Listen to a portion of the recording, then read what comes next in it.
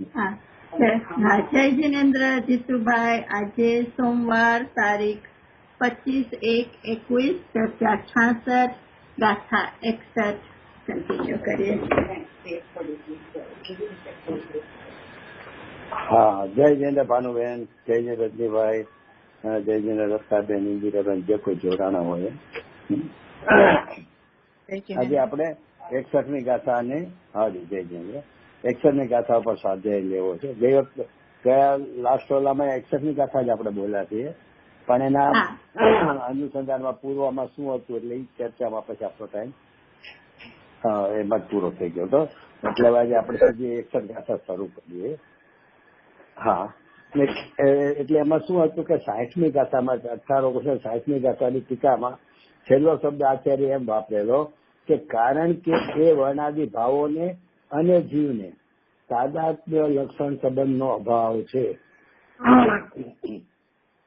અહીંયા તાદાત્મ્ય લક્ષણ સંબંધનો અભાવ છે એમ કીધું ને જીવની સાથે, એટલે શિષ્ય તૈયાર થઈ ગયેલો છે ને નિકટવર્તી, એટલે એને તરત જ પકડી લીધું કે સાહેબ વર્ણાદિક સાથે જીવનો તાદાત્મ્ય સંબંધ કેમ નથી, એમ એને પ્રશ્ન કર્યો.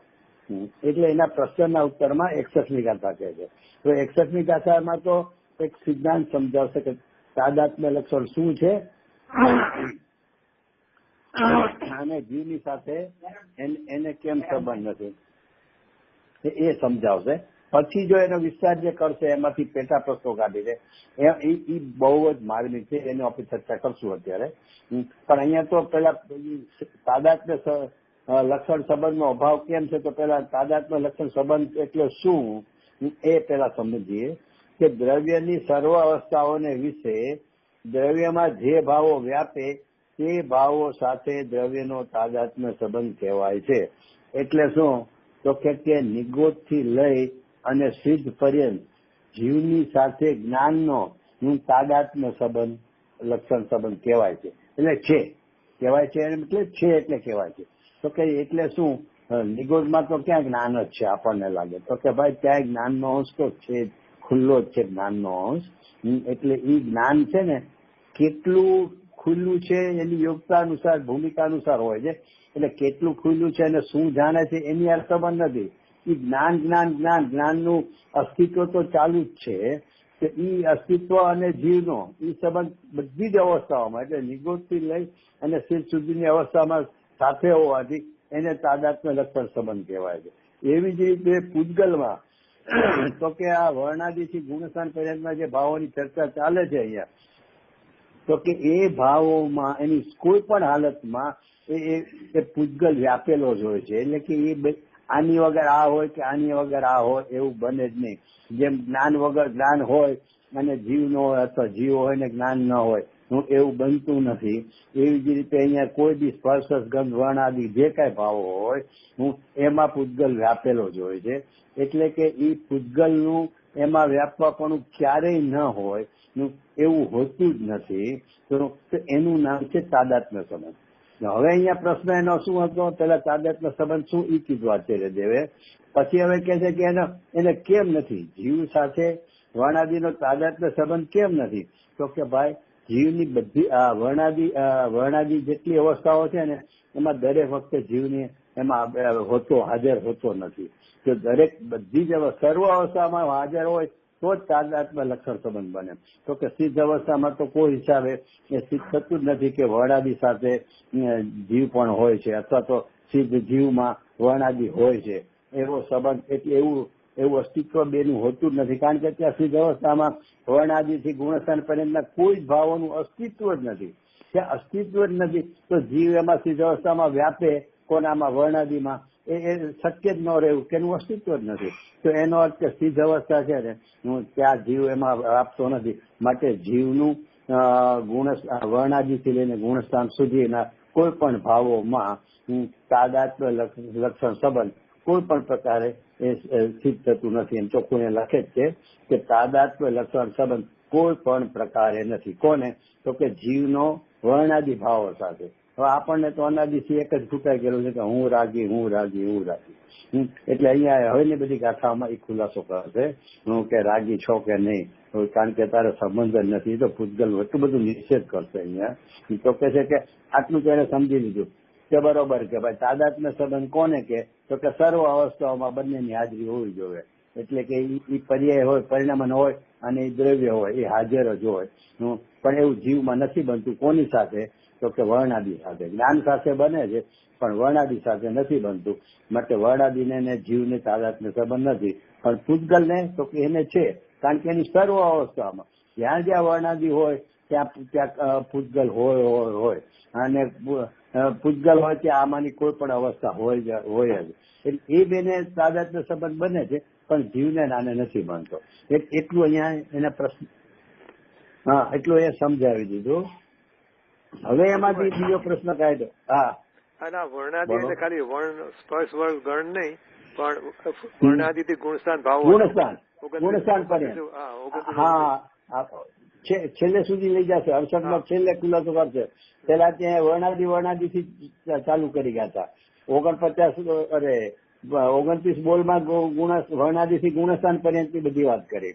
પછી પ્રશ્નમાં જ્યાં લીધું તાદાત્મ્ય સંબંધ, ત્યાં વર્ણાદિ પણ આદિ શબ્દ છે, વર્ણ નથી ખાલી. વર્ણાદિ એટલે 29 લઈ લેવાના. પણ અત્યારે દરેક વખતે પછી આખું વાક્ય નથી લીધું, એટલે રિપીટ નથી કર્યું. આપણે સમજી લેવું આદિમાં શું લેશો તમે, તો કે એ તો પેલા કહી દીધું કે 29 બોલ છે એની જ અહીંયા વાત ચાલે છે. એનું કારણ મૂળ શું છે કે અહીંયા પરમાર્થ જીવ બતાવો છે. અને જીવ અનાદિથી આજ સુધી સમોસરમાં ગયા પછી પણ કોઈને કોઈ આજે 29 બોલો છે ને, એમાંના કોઈને કોઈ જે ભાવો છે ને એમાં અહમપણું કરી બેઠો છે. આ તે હું છું. હું સામાન્ય સ્થૂળ ભાતમાં તો કે હું જાડો, હું મોટો, હું ઊંચો, હું કાળો, હું ગોરો, હું સ્ત્રી પુત્ર, હું મનુષ્ય, હું દેવ, એ સ્થૂળ ભાતમાં. પછી થી આગળ માનો તો રાગના બધા પ્રકારો, તો એ બધા પ્રકારમાં રાગ દ્વેષ મોહ જે ઓલા 17 બોલ આવે, પછી એ બધામાં ક્યાંક ને ક્યાંક જીવ પોતાને એ રૂપે માને છે. અને છેલ્લે પછી હજી ગુણસ્થાનની 3 ગુણસ્થાનો છે મિથ્યાત્વના. તો એ ગુણસ્થાન હું મિથ્યાદ્રષ્ટિ એમ કરીને એમાં એને મિથ્યાત્વ એટલે ગુણસ્થાનમાં પણ એને પોતાનું ઈ પણ માને છે.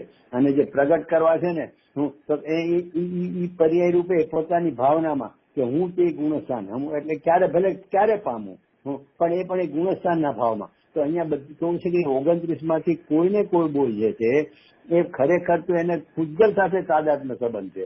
જીવને તો એની સંબંધ જ નથી. એની હાજરી છે ને એક સમય પૂરતી, એટલે આગમમાં એને હારે ઉભો રાખ્યો છે. પણ ખરેખર તો કે એ પૂતગલનું જ વ્યાપેલું છે. એટલે ગુર્જરની ભાષામાં કહીએ તો કૂતરી સાથે ચાલતું ગલોડિયું એ કૂતરીને પ્રસિદ્ધ છે, તો એને જાહેર કરે છે. અને બાપની આંગળી પકડીને ચાલતો બાળક એના બાપની પ્રસિદ્ધિ કરે છે, બાપને જાહેર કરે છે. એવી રીતે આ બધા ભાવો છે ને એ ખરેખર પૂતગલને જાહેર કરે છે. પણ અજ્ઞાનથી જીવને એમ થાય છે કે હું જ આમાં વ્યાપું છું, એટલે કે હું જ આને કરું છું, તો હું જ આ રૂપે પરિણમું છું. એટલે અહીંયા એ 29 બોલનો નિષેધ કરવો છે. અને 29 બોલનો નિષેધમાં પેલા અહીંયા તાદાત્મ્ય સંબંધમાં વર્ણાદિ ભાવો એટલે બધા 29 બોલો. પછી એમ આગળ ખુલાસો કરશે કે આ રીતે વર્ણાદિ લીધા તો એમાં રાગાદિ સ્થિત થયા. એ રીતે બધું એક બોલમાં લખશે. વર્ણાદિ જીવ નથી એમ નિશ્ચયનો સિદ્ધાંત છે. પછી કહેશે કે એ રીતે અહીંયા રાગાદિક છે, વર્ણાદિની જેમ રાગાદિ પણ જીવ નથી. એ છેલ્લે લેશે. આખી 68 ગાથા પૂરા કર્યા પછી આચાર્ય દેવ પોતે જ લેશે ટીકામાં કે માટે રાગાદિ ભાવો જીવ નથી એમ સિદ્ધ થયું. એટલે લઈ જશે છેક સુધી. વર્તમાનમાં કે ભવિષ્યમાં? પરમાર્થી ક્યારે હોય છે ત્યારે. હા, રામજીભાઈ કાયમ કહેતા હતા, કાંઈ બી વાત આવે ને રાગ આદિ તો કે સાદી તો મોક્ષ ત્યાં પછી ને અમે તો અત્યારે સંસારી છીએ ને. એટલે ભાઈ અહીંયા છો ત્યારે નથી સમજવાનું છે. નથી ત્યાં પેલા તો નથી થશે જ નહીં. એને જેને છો એ નથી કરતો, એટલે કે રાગાદિ અથવા તો વર્ણાદિ થી ગુણસ્થાન સુધીના ભાવો છે ત્યારે પણ એ નથી એવું જેને નથી અભિપ્રાય પલટતો એને તો એવું થવાનું જ નથી. પ્રગટપણે પણ થવાનું જ નથી. એટલે કે મોક્ષ સુધી પહોંચવાનો જ નથી, કારણ કે મિથ્યાત્વમાંથી જ બહાર નથી નીકળવાનો. કારણ કે મિથ્યાત્વ જ એને કહે છે કે જે તને પ્રગટ દેખાય છે, તું એ દેખાય છે એ પણ તું એને માને છો, ત્યાં સુધી તું એનાથી જુદો પડવાનું નથી. જુદો નથી પડતો એને રહિત થવાનો નથી, માટે એને તો એ લાગુ જ નથી પડતું. પણ અહીંયા સમજાવવું છે કે છે ત્યારે જ નથી, તો એટલે છો છતાં નથી. તો એટલે એ પદ્મનભાઈ આચાર્યમાં એક બે બોલ લીધા છે, બહુ સારા છે કે શરીર રહિત સહિત છે છતાં શરીર રહિત છે, પછી રાગાદી સહિત છે છતાં રાગાદી રહિત છે, એવા બે ત્રણ બોલ નાખ્યા છે. એટલે કે એ જૈન દર્શનની વિશેષતા અથવા તો વસ્તુ સ્વભાવની એ વિશેષતા છે. હું શું છે દેખાય છે અને એમાં ભ્રમ પડી જાય છે. એટલે છેલ્લે જયચંદી પંડિત આ છેલ્લો કળશમાં તો એમ કહે કે આ ચીજ વિકારોને દેખીને એવો ભ્રમ ન કરતા કે ચૈતન્ય છે, તને દેખાશે ચૈતન્ય જેવા. એટલે એનો શું છે ખબર છે કે અમે લોકો ત્યાં મૃગજાળ કહીએ છીએ, તડકામાં ડામર રોડ પર દૂર નજર કરે ને તો આમ પાણીની જ્વાળા ઓલે વરાળ ઉઠતી હોય ને એવું દેખાય, અને મૃગજાળ કહે. તો એ છે ને એ જોઈને જાણે હરણને તો એમ જ લાગે છે કે પાણી છે, એટલે એ બિચારા જોડીને એની પાછળ જોડીને અંતર મરી જાય છે એને પાણી સમજીને.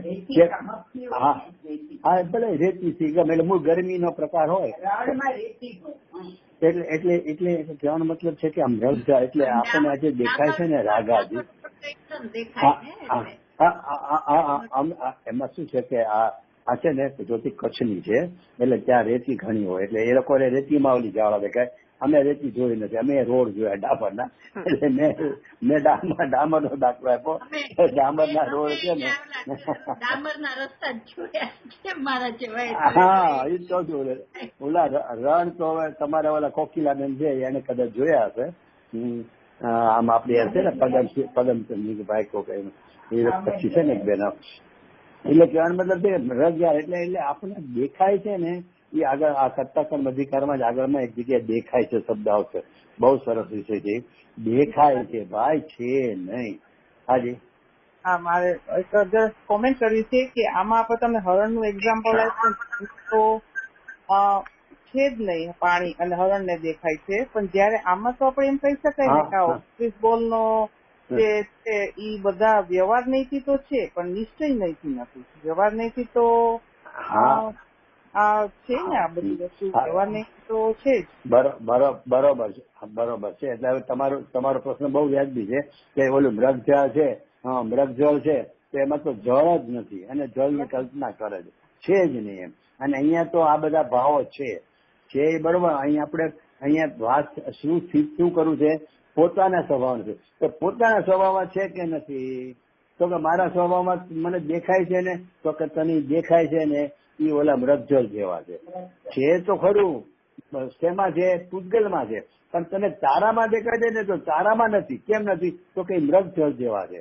એટલે કે નહીં હોવા છતાં દેખાવું, એનું નામ મૃગજળ છે ને. પાણી નથી છતાં દેખાવું, એમ અહીંયા જે પરમાર્થ જીવ છે ને એમાં આ છે જ નહીં છતાં નહીં દેખાઈ રહ્યા છે ને, તો કે તું મૃગજળ જળ. કોને માટે? તારા પરમાર્થ જીવને માટે. તારે લક્ષ્ય એનું કરવું છે ને એ પરમાર્થ જીવમાં એના વ્યવહારથી એ નથી. એ વ્યવહારથી કહેવાય છે એ શું કામે, તો કે એક સમયની જે પર્યાય છે ને જેની યોગ્યતા છે એની સાથે રહેવાની, કર્મના ઉદય સાથે એક સમય પૂરતી બંધ કર્યા જેને કહે છે બધસ્વપણું, એ પર્યાયની યોગ્યતા કર્મ સાથે રહેવાની છે ને એ અપેક્ષા એ જીનવાણીમાં પણ વ્યવહારથી કયા છે.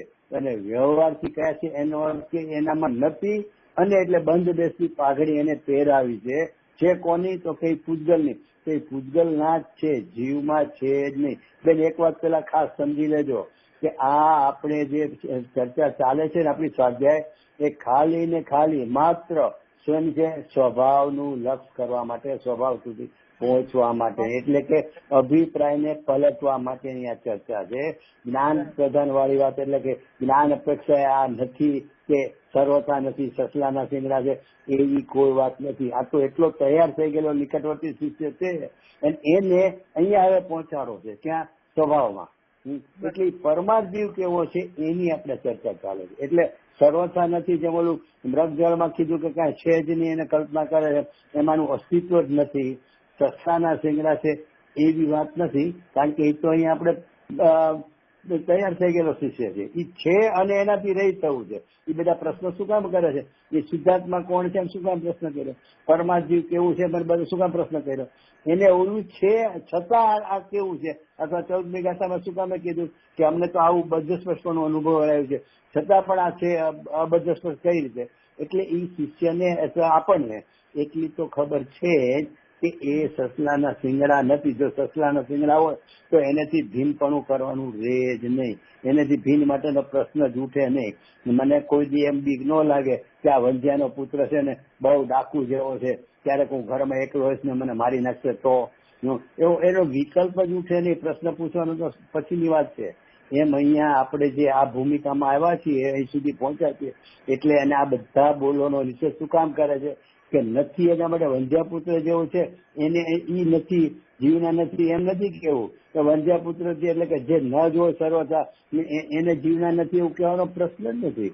પણ અહીંયા છે એવું એને દેખાય છે. આજે ના એટલે કહું છું આપણે પેલા વાત થઈ ગઈ ને ઘણી વાર કે વ્યવહારથી છે આ ઘર મારું છે, વ્યવહારથી છે, વ્યવહારથી છે ઇઝ ઇક્વલ ટુ વ્યવહારથી છે એમ કહેવાય છે.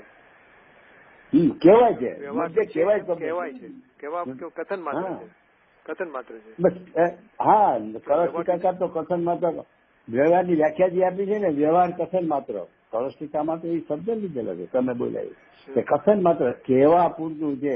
એટલે એનો અર્થ શું કહેવાય કે છે ને 25 વર્ષ સુધી જ્યોતિ છે ને પંજાબમાં મોટી થઈ, બરોબર? તો હવે પંજાબથી કોઈ આવે ને સરદારજી તો આપણે ટ્રેનમાં બેઠા હોય ને સરદારની બાજુમાં બેઠા હોય તો આ છોકરાઓ નાના હતા ને તો એને મામા જ કે એને કીધું હોય કે આ મામા છે. કેમ તો કે આપણા ગામના. હવે કાંઈ લેવા દેવાની કોઈ દી સરદારજીને આ જોયો ન હોય 25 વર્ષમાં, પણ એ પંજાબી છે ને હું પંજાબમાં મોટી થઈ ગઈ એટલે મારું પિયર પંજાબ છે અને ત્યાંથી આવ્યો છે તો કે મામા કહેવાય છે. બાકી છે ને ત્યાં ટ્રેનમાં કઈ વસ્તુ લીધી હોય ને છોકરા માટે તો મામો પૈસા ન દે, નહીં તો આપણે જ દેવાના હોય. પણ કેવા પૂરતું કે ગામ નો છે એટલે કહેવાય છે. એમ આ બધું છે ને અહીંયા આખું સમજાવવાનું મૂળ પ્રયોજન છે. ચાલો એટલે મકા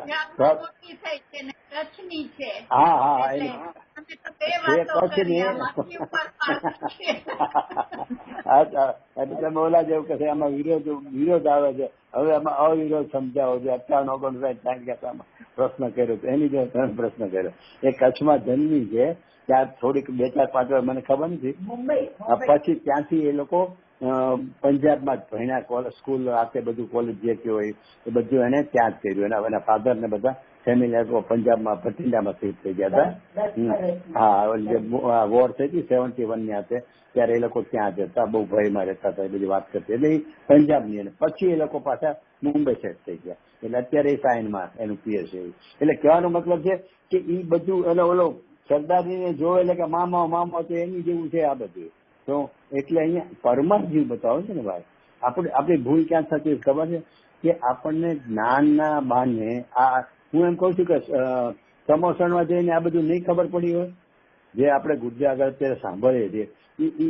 સમોસણમાં અનંત વાર ગયા અને ભગવાનની વાણી સાંભળી તો ક્યાંય એ વાત નહીં. અરે ભાઈ સાંભળી તો હતી પણ એને ઊંડે એક જ રહે છે કે જ્ઞાન તો હોવું જોઈએ. જ્ઞાન તો હોવું જોઈએ. શું તો કે આ રાગાદી છે, આ છે, સાવ નથી એમ નહીં માનતો. એ છે ના બાને એનું કારણ એક જ છે કે અનાદિથી પોતાને રાગમય જ માન્યો છે. જીવે પોતાને અનાદિથી રાગમય જ માન્યો છે. ભલે એને બુદ્ધિપૂર્વક ન હોય. નિત્ય નિગોદના જીવને ક્યાં છે? પણ એ જે કસાય ભાવો છે ને કસાયના ફળમાં તો નિગોદમાં છે. એટલે કસાય ભાવો છે ને એમાં જ એનું અહમપણું એને અનુભવાયેલું છે.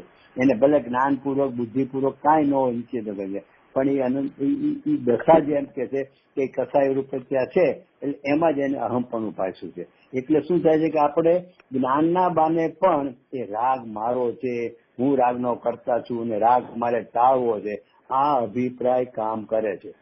આપણે ભલે આટલી સ્વાધ્યાય કરીએ. મને વિચાર આવ્યો હતો કે આમ આપણને એમ થાય કે હું તો ગુરુદેવ પ્રમાણે બરોબર સમજુ છું. શું આપણને ગુરુદેવ માંથી જરાય કામ મતલબ નથી. બીજા બધા તો ક્યાંક ને ક્યાંક ખેંચી જતા હોય. કોક ઓલા વ્યવહાર ઓલું જેમ વાત થઈ હતી કે 5મા ગુણોત્સાહનું આચરણ મિથ્યાત્વ નિવૃત્ત આપણી આ ભૂમિકામાં કરીએ તો શું નુકસાન, આ તે બધા પ્રકારો. કોકને પરિસરમાં ઉપવાસ કરવાના આ કરવા એ બધામાં કાંઈક કેળાનું લાગતું હોય તો એ બધું જે છે ને એ તો આપણને નથી, બરોબર છે.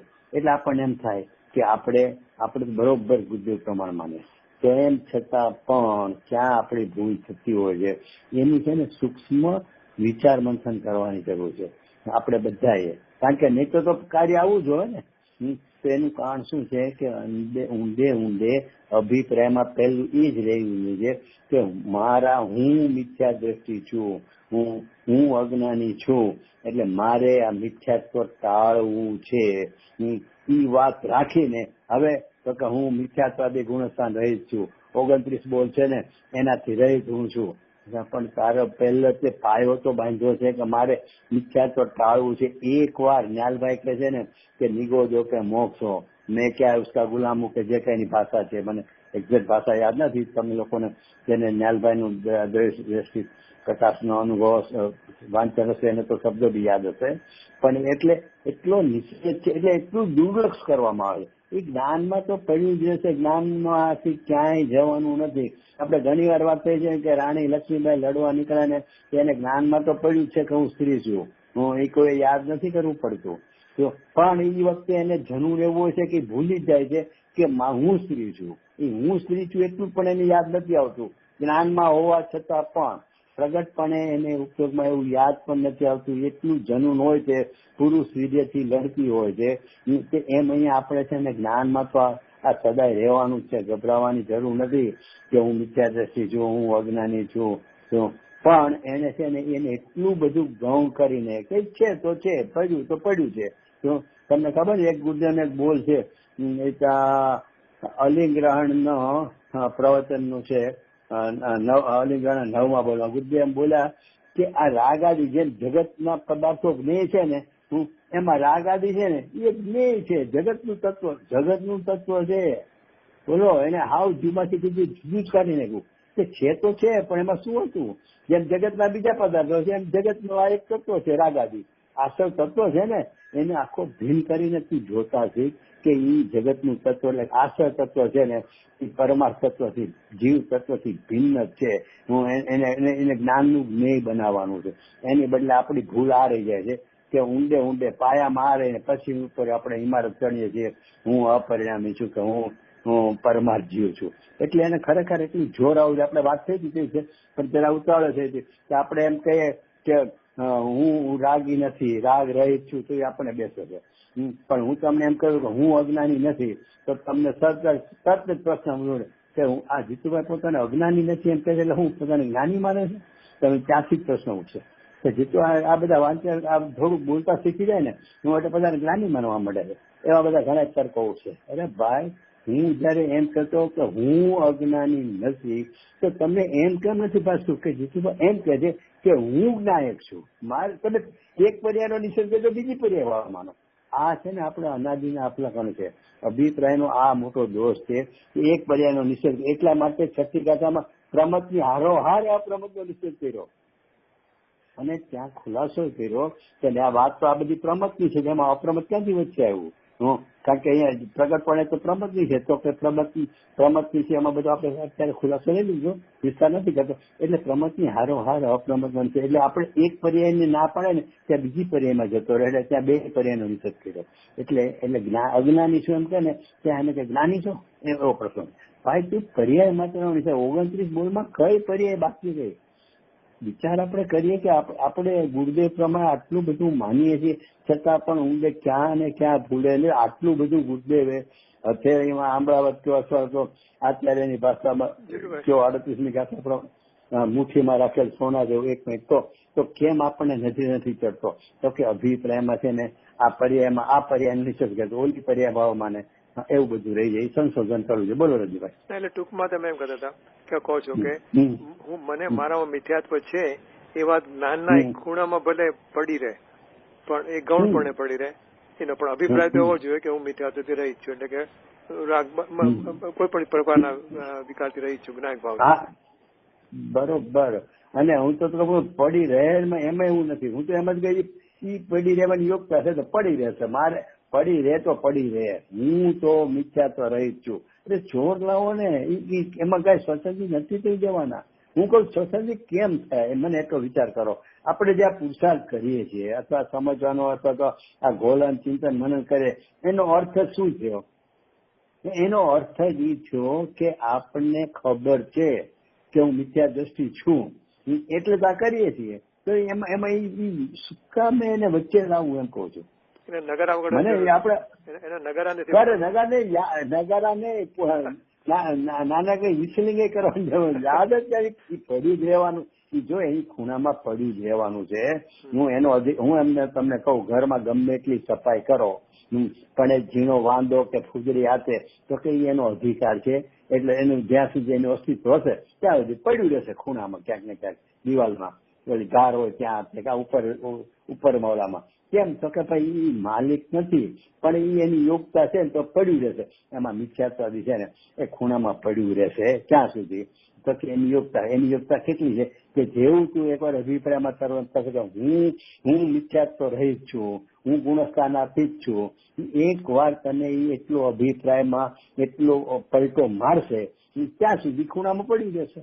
જેવો તારો પલટો માર્યો અભિપ્રાયમાં ત્યાં એનું આયુષ્ય પૂરું થઈ જશે. જેમ ઓલા ખુજલાનું વાંદાનું આયુષ્ય પૂરું થઈ જાય છે એની જેમ એની મેળે પૂરું થઈ જશે. તો એને તારે કાઢવાનો નથી છે એની સામું જોવાનું નથી. અને હું તો એવું કહું છું કે ઘરમાં વાંદો કે ફૂજરું કે મકોડો કઈ હોય ને એ લોકો બેરા સાફસૂફ કરે ને એમ થાય કે એ ઘરમાં છે એટલે આમ બહાર કાઢે. હું છે ને કોઈ દી એને કહે નહીં કે અહીંયા વાંદો નીકળ્યો છે એમ ન કહું અને કાઢવાનો તો સવાલ જ નથી. હું કામ છે ના આ તો દાખલો આપ્યો છે સારી વાત છે હું નથી કહેતો. એટલે હું તો મારી વાત કે ભાઈ હું અમે છે ને એટલે શું કામ છે એનું કામ તમને કહું. હિંમતભાઈ પંડિત જે હતા ને એ ઘરમાં ઝાડુ મારવા દે પણ પોતું ન મારવા દે. કે શું કામે તો કે પોતું મારો છો ને એમાં તો બધી જીવાત મરી જ જાય. તમે ઝાડુ મારો એટલે ધૂળ આતે બધી ઘરમાં તમને લાગતું હોય તો એ સફાઈ થઈ જાય. બસ આટલું પૂરતું છે. એમ હું શું કહું છું કે વાંધો આદિ છે ને એને બહારે કાઢવાની જરૂર નથી. એનું આયુષ્ય છે એટલું ભલે રે. વાંધો બોલાય તું તારે માથે નહીં લે એટલે મકોડા કીડી તો બહાર કાઢવી પડે છે કારણ કે નહીં તો કીડી શું ખોરાકમાં ભળી જાય તરત જ મરી જાય. એને બિચારાની ખબર નથી.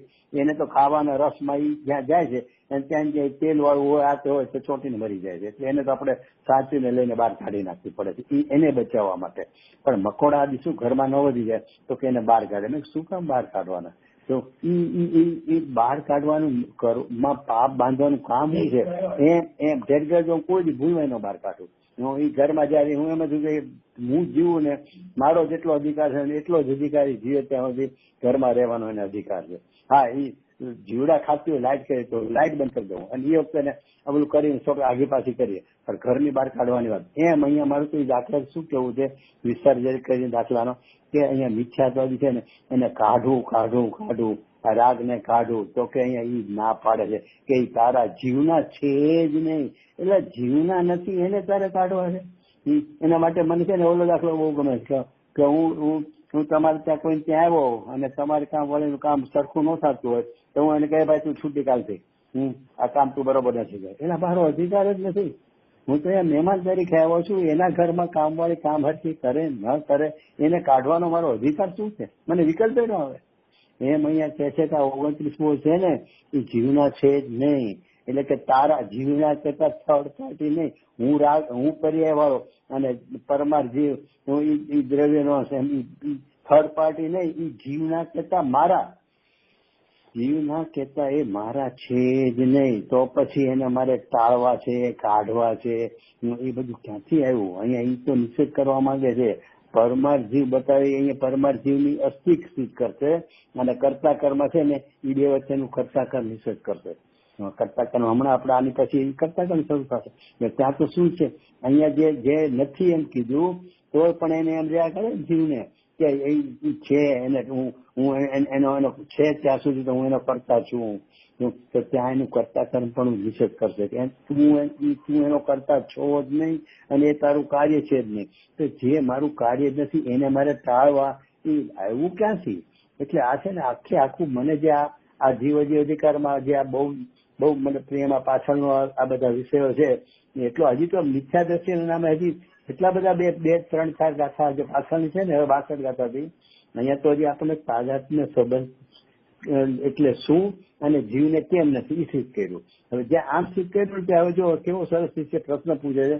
એ એમ કહે છે કે ભાઈ ચલો જીવના તાદાત્મ્ય સંબંધ નથી તો તમે કહી દીધું, પણ હવે એમ કહું છું કે કોઈ મિથ્યા અભિપ્રાય કરે કે જીવનું વર્ણાદિક સાથે તાદાત્મ્ય સંબંધ છે, તમે તો ના પાડી કે 29 બોલમાં બધી ના પાડી કે તાદાત્મ્ય સંબંધ જીવનો નથી અને એના કારણો આપી દીધા કે સર્વ હાલતમાં હોય તો જ તાદાત્મ્ય સંબંધ હોય, નહીં તો નથી. પૂતગલને હોય છે, જીવને નથી. બધી વાત સાચી છે, પણ અમે એને માનીએ તો વાંધો શું, નુકસાન શું જાય? તમે કહો છો એવું અમે ન માનીએ અને અમને જે અનાદિથી અનુભવાયું છે એવું અમે માનીએ તો વાંધો શું, નુકસાન શું? એવો જો કોઈ પ્રશ્ન કરે, મિથ્યા અભિપ્રાયથી આવો કોઈ પ્રશ્ન કરે તો એના ઉત્તરમાં 62મી ગાથા સુધી, અને 62મી ગાથાનો અહીંયા સારી હતો કે એમાં વાંધો શું આવે તો કે છે વર્ણાદિ ગુણસંખ્યાનો જે ભાવો છે ને એમાં પૂતગલ વ્યાપે છે. એટલે કે પૂતગલ ને એની સાથે તાદાત્મ્ય સંબંધ છે.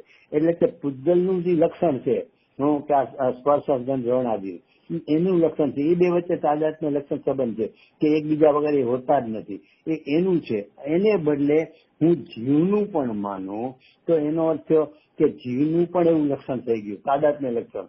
કારણ કે એ તો એને માનવાનું કીધું કે હું મિથ્યા અભિપ્રાયથી હું માનું કે જીવ સાથે જીવને વર્ણાદિ સાથે તાદાત્મ્ય સંબંધ છે, તો એનો અર્થ કે મેં જીવને પૂતગલ માન્યો, એટલે કે જીવનો અભાવ થયો. એટલે કે અહીંયા ભાવાર્થમાં તો ચોખ્ખું આ મોટો દોષ આવે છે. એક કયો મોટો દોષ આવે છે કે એને પોતે જીવનો જ અભાવ કર્યો. બરોબર. હવે એમાં હજી આપણે આની પછીની ગાથામાં થોડુંક લઈએ, થોડું વારે લઈને પછી મારે બેને ભેગું લેવું છે, એટલે અત્યારે એમાં આપણે ખુલાસો કરશું. તો અહીંયા તો એટલું કહી દીધું કે એમાં શું દોષ આવે. તો તમે એમ કહેવા માંગો છો એટલે જો એમ આપણે બે તાદાત્મ્ય સંબંધમાં સમજીએ તો જીવ ને પૂતગલ બે એક થઈ જાય, એમ તમે સમજાયું ને? જો હા એમ સમજાય. હા આચાર્ય જેમ કીધું કે જીવ ને પૂતગલ બે એક થઈ જાય નહીં, જીવને જ પૂતગલ રૂપ આપણે માની લીધું.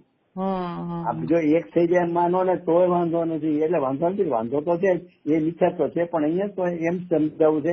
એટલે મેં કીધું મારે આગળની ગાથા એ વાત જોડી છે, પણ પૂછ્યું એટલે આપણે અહીંથી જ લઈ લઈએ કે અહીંયા શું કહેવા માંગે છે કે જીવનો જરૂર અભાવ થાય, એટલે કે એક થઈ જાય નહીં, એને જીવને પૂતગલ રૂપ માન્યો, એટલે કે જીવનો અભાવ થઈ ગયો.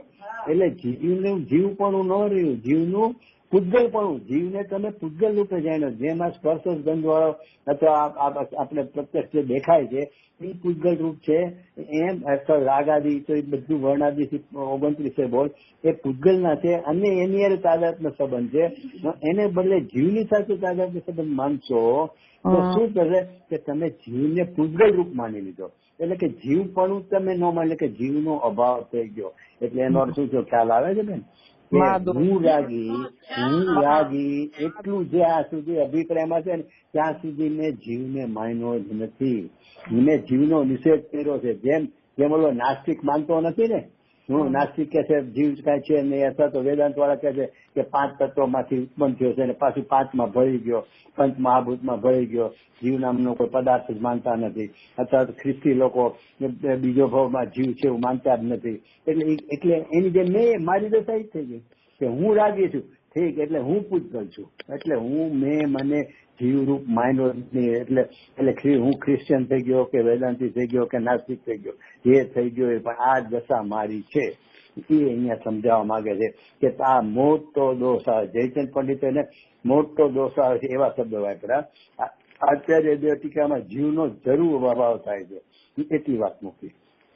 હજી મારે બીજી એમાં વાત કરીશ આગળ, આપણે આગળ લઈએ કે હવે જોઈએ કે શિષ્ય એટલો હોશિયાર છે ને કે સાહેબ તમે ભલે એમ કહો કે તાદાત્મ્ય સંબંધ એને દરેક અવસ્થામાં હોવી જોઈએ, એટલે સિદ્ધ અવસ્થામાં હોવી જોઈએ વર્ણાદિ સાથે, તો એ ત્યાં નથી. પણ સંસાર અવસ્થામાં છે ને, અને સંસાર અવસ્થા અને સિદ્ધ અવસ્થા એટલે કે 4 ગતિ અને 5મી ગતિ, કે એ બેમાં તો તમે 5મી ગતિને જુદી પાડો ને, એનું કારણ છે શિષ્ય હોશિયાર છે ને, એને શું કામ જુદી પાડ્યું સિદ્ધ ગતિને? તો કે સિદ્ધ ગતિ નામની કોઈ ગતિ જ નથી. ગતિ એને કહેવાય કે જ્યાં આવાગમન થતું, ગતિ પણ થતું હોય, તો કઈ 4 ગતિ છે ને એમાં જ ફરવાનું થતું હોય છે. દેવમાંથી મનુષ્યમાં ને મનુષ્યમાંથી તિર્યકમાં ને નરકમાં, એ 4 ગતિમાં ગતિ પણ એટલે પરિભ્રમણ થતું હોય ને એને ગતિ કહેવાય. એટલે એ ગતિનો પ્રકાર છે. અથવા તો જે ગતિમાં હોય ને, ધારો કે મનુષ્ય, તો મનુષ્યમાં એને હલનચલન ગતિરૂપ પરિણામ થતું હોય આવાગમન. અહીંથી હું મંદિરે જાઉં, મંદિરથી પાછો ઘરે આવ્યો ને, તો એ ગતિપણું છે ને એ તો આ 4 ગતિમાં છે. અને સિદ્ધમાં તો કે એવું કઈ છે જ નહીં, નથી ત્યાં એકમાંથી બીજે ક્યાંય જવાનું. ભાઈ અહીંયા બહુ એક જગ્યાથી અનંતા જીવો બધેથી જાય છે અને એક જીવમાં અનંતા જીવો ભરે છે. તો અહીંયા એટલું બધું કન્જેસ્ટેડ થઈ ગયું છે, એટલા અનંતા જીવો આખી જગ્યા છે, બધે અનંત જગ્યા છે, પણ અનંતામાં બધા પ્રકાર તો ફેર છે ને. તો અહીંયા બહુ છે, તો લાવો હું બાજુમાં બહુ ખાલી જગ્યા છે, હું ત્યાં ઓછા ગયા છે ત્યાં જઈને બેસી જાઉં, તો એવું ત્યાં ગતિ એટલે અહીંયા પરિભ્રમણ આવાગમન નથી, એટલે હલનચલન નથી. એટલે ગતિ જ આખી જુદી પડે. એટલે કે સિદ્ધપણું છે ને એ સંસારથી આખું ભિન્ન જ છે. તો હવે ભિન્ન જ છે તો તમે એ બેને જોડીને શું કામ મળ્યો છો કે ભાઈ આ તાદાત્મ્ય નથી? કેમ? તો કે અહીંયા છે, સંસારમાં છે પણ ત્યાં નથી, માટે જીવની સાથે તાદાદ એ બેને જોડીને કહો છો. અમારે એમ લેવું છે કે કોઈ શ્રુતિ વાગે છે. હા, એટલે હા, ખબર નથી. અચ્છા, હા, ચાલો નીકળી ગયો, હાલો કોઈ 12 વાગે છે. ના ઠીક છે, આપણે કઈ વાંધો નથી. એટલે એને એમ પ્રશ્ન પૂછ્યો કે હવે એક કામ કરો ને, તમે સિદ્ધ ગતિ જુદી પાડી દો, કારણ કે એને સાથ આ 4 ગતિને કઈ મેળ જ નથી. તો આપણે જે 4 ગતિ છે ને એ સંસાર સ્થિતિ છે ને ત્યાં સુધી તો તાદાત્મ્ય પણ હું તમને સિદ્ધ કરી દઉં કે કોઈ ને કોઈ અવસ્થામાં છે. તો એમ માનું તો વાંધો શું? અને ફરી પ્રશ્ન કર્યો કે એમાં તો શું દોષ છે? ચલો તમે ઓલો ના પાડી તો એમાં તો જીવનો અભાવ થઈ જાય, કારણ કે એને ઓલા તાદાત્મ્ય લક્ષણ માની લીધે પૂજગલ જેવું. તો અહીંયા શું, અહીંયા તો છે એને હું માનું છું. તો અહીંયા એ કીધું કે ભાઈ આ લક્ષણ તો કોનું છે? તો તને કહી દીધું 62મી ગાથામાં કે આ તો પૂજગલનું લક્ષણ છે. વર્ણાદી સાથે તાદાત્મ્ય લક્ષણ છે, સંબંધ છે, એ લક્ષણ તો પૂજગલનું છે. અને તે સંસાર અવસ્થામાં પણ જીવનું લક્ષણ માન્યું. એટલે એનો અર્થ થયો કે તે સંસાર અવસ્થામાં પણ તને પૂજગલ રૂપ જ માન્યો, જીવ રૂપ માન્યો જ નથી. કારણ કે આ ઓલાન તો સર્વ અવસ્થામાં હોવાપણું છે ને, એટલે આગમથી પણ સિદ્ધ છે કે એ ગુણસ્થાન આદિ જે વર્ણાદિથી ગુણસ્થાન પર્યંતના ભાવો છે ને એનું આગમથી પણ એનું સિદ્ધપણું છે. શું? તો કે એ પૂજગલના જ છે.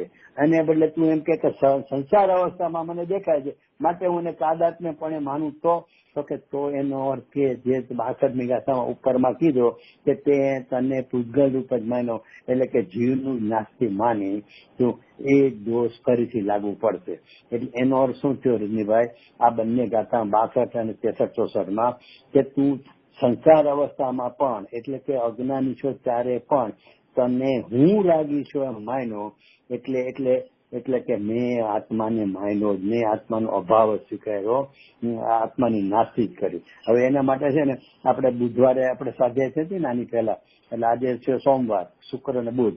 એ બુધવારે એટલે એ મંગળવારે રાતના આ સ્વાધ્યાય કરીને હું સૂતો અને પછી આખી રાતમાં આમ ઊંઘ જ ન આવી, આમ લગભગ તંદ્રામાં જ ગયું. મને એક જ વાત થયા કરે, આપઘાત કરે છે, હું આપઘાત કરું છું, હું રાગી આત્મા માન્યો નહીં. એટલે શું? આત્માનો નિષેધ કર્યો. આત્માનો નિષેધ કર્યાનો અર્થ શું થયો?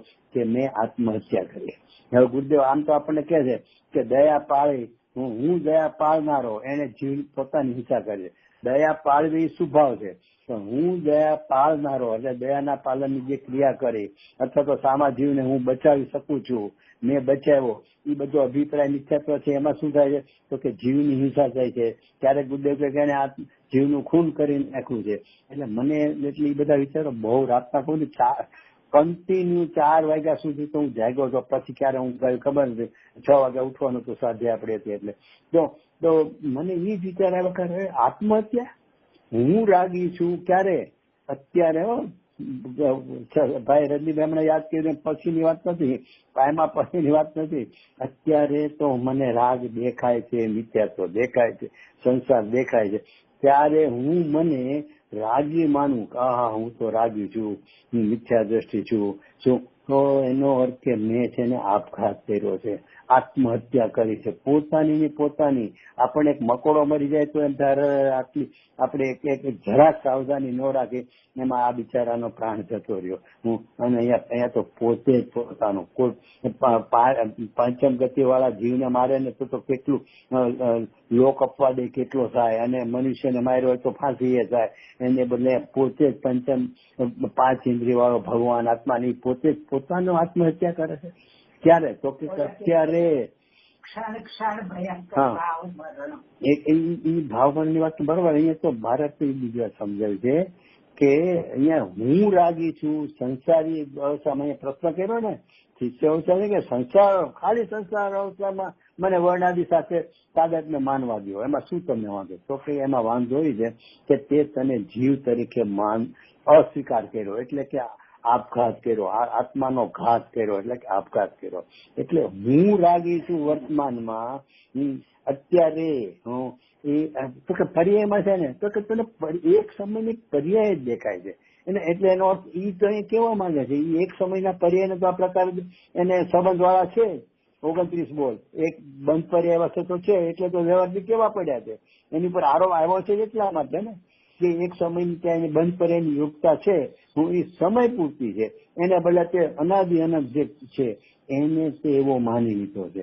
એટલે એનો અર્થ થયો કે હું રાગી છું એવું જે માને છે અભિપ્રાયમાં, હું ઈ પોતાનું આત્માનું જેને કહે આપઘાત કરે. જેમ ઓલાને સંયોગ જોતો નથી, આ મને નહીં હજો, એ છૂટવા માટે આપઘાત કરે છે ને, એમ અહીંયા આપણે શું કરીએ કે આત્માનો નિષેધ કરે, આ મને નહીં હજો, એટલે કે જીવને પૂજગલ માને છે, એટલે કે આ જીવનો નહીં હજો, એટલે કે એ પણ આપઘાત જ કરે છે. એટલે હું રાગી છું એમ માનવામાં આટલો મોટો દોષ છે.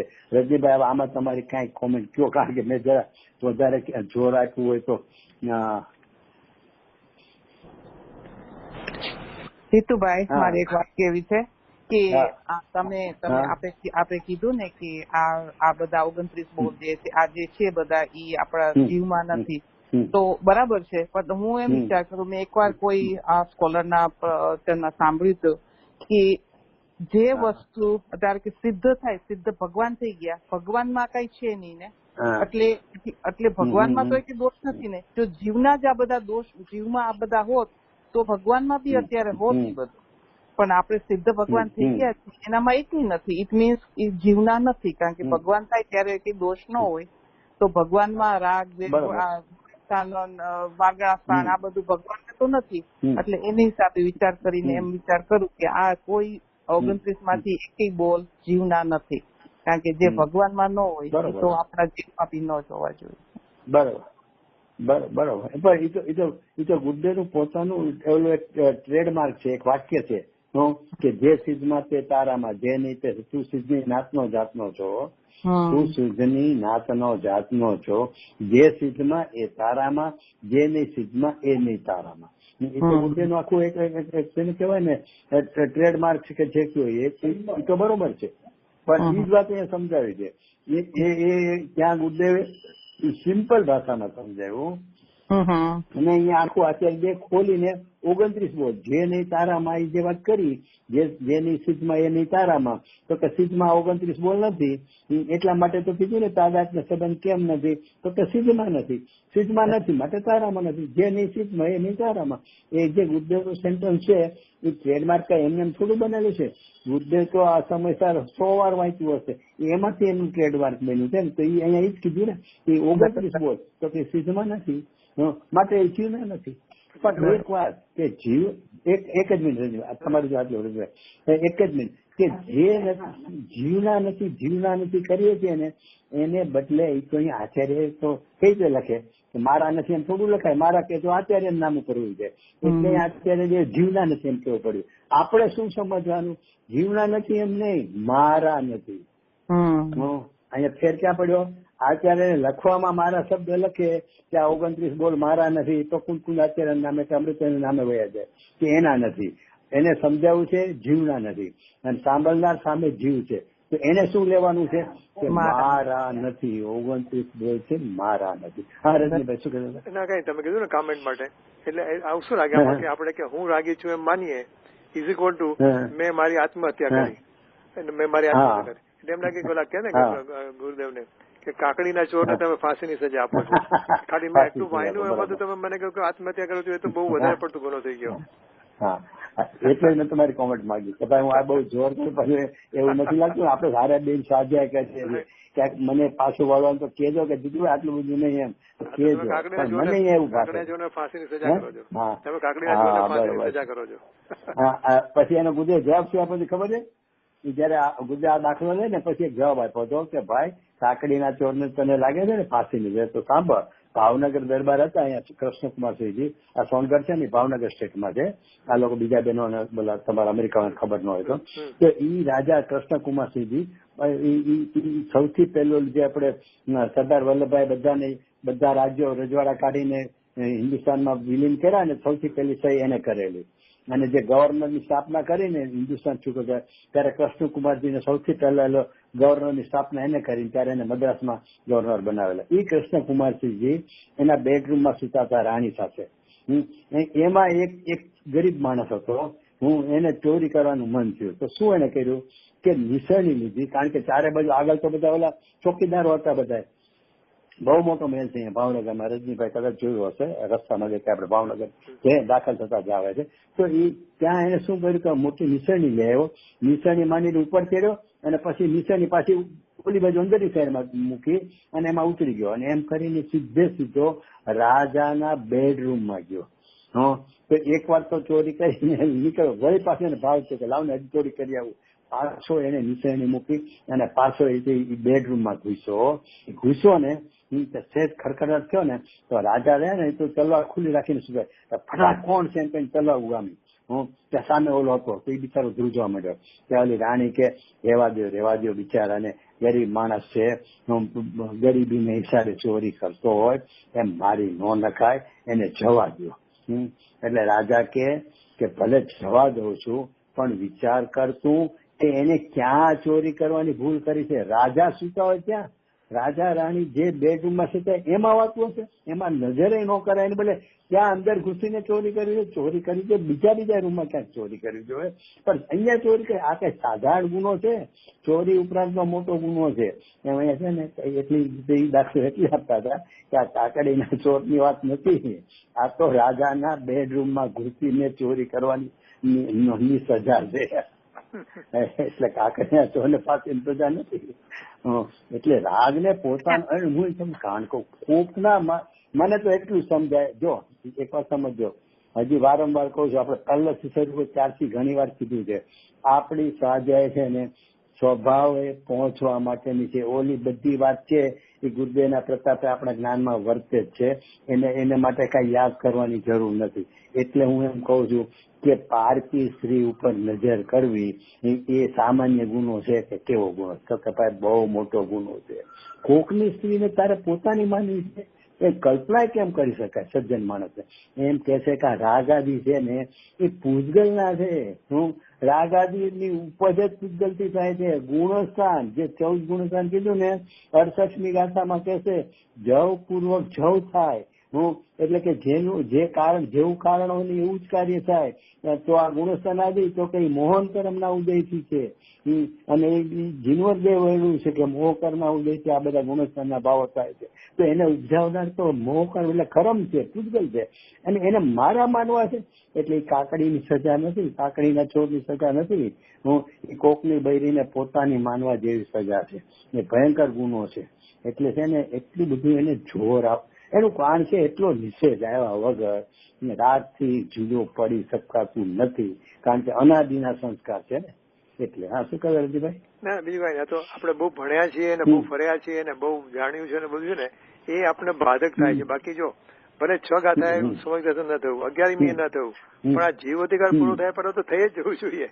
એટલું બધું બહુ એનું કારણ છે, એનું કારણ છે બધું અમે જુદું કરે અજીવમાં જ નાખી દીધો છે. હું તો કોઈને ચર્ચા થાય હું કહું સમયસર આખું છે ને એ તમને ભાવ કર્મ ભગવાન બનાવવા માટેનું જ છે, જે ગુરુદેવ અસરી કીધું અસરી. પણ એમાં જીવ અધિકાર છે ને એ એટલો ગજબ છે કે આગળમાં આખું સ્વરૂપ સમજાવી દીધું, નાયક કેવો છે, છઠ્ઠી ગાથામાં કેવી રીતે જણાઈ રહ્યો છે, હું જ્ઞાનાકારમાં જણાઈ રહ્યો છે ને જ્ઞાનાકારમાં જણાય કે ગોતવાય નથી જવો. પછી 14મી ગાથામાં બધા ભેદો પાંચે કાઢીને 11મી ગાથામાં કઈ રીતે કરવું, પર્યાય રૂપે પોતાને ન માનવો, બધું સમજાવી દીધું. અને પછી અહીંયા આગળમાં અધિકારમાં આટલા બધા પેલા વટે માર્ગુના બધા દાખલા આપી અને એટલો આમ રાગ ને તો ખરેખર ભાઈ આ જો ઓલા કે છે ને કે વેદાંતના ઢાળામાં ઢાળ્યું છે એનું કારણ છે એવું જ લાગે કે આખો પર્યાયનો નિષેધ જ કર્યો છે. અરે ભાઈ તને પર્યાયનો નિષેધ નથી કર્યો, આવું નક્કી કરનાર તારી પર્યાય છે એને તો અમે કહીએ છીએ. તને પર્યાયનો નિષેધ ક્યાંથી લાગ્યો? એ જાણનારી પર્યાય શું જાણવું ને શું માનવું એ સમજાવ્યું છે કે આ જે તને જણાઈ રહ્યું છે ને એ ઝાંઝરના જળ નથી તારા પાણી માને છો. એની જેમ અહીંયા રાગ આદિ જે કઈ જણાઈ રહ્યા છે ને એને એ છે પૂતગલના અને તું એને તારા માની રહ્યો છો. એટલે એનો એટલો બધો નિષેધ કરાયો છે દ્રષ્ટાંતથી કે આટલું જો અહીંયા સુધી પહોંચે ને તો તમે કીધું એમ અહીંયા કાર્ય પૂરું થઈ જાય. આપણને લાગે કે આચાર્ય શ્રી આનાથી વધારે શું કહી શકે અને કેટલું કીધું છે આપણને કે હવે આનાથી કેટલા પ્રકારોથી કીધું છે, કેટલા દ્રષ્ટાંતોથી કીધું છે, કેટલા એંગલોથી કીધું છે. બહુ ખરેખર તમે તો એમ જ છે. મને અધિકારમાં એમ જ થાય કે હા કેટલી રીતે નિષેધ કરે છે.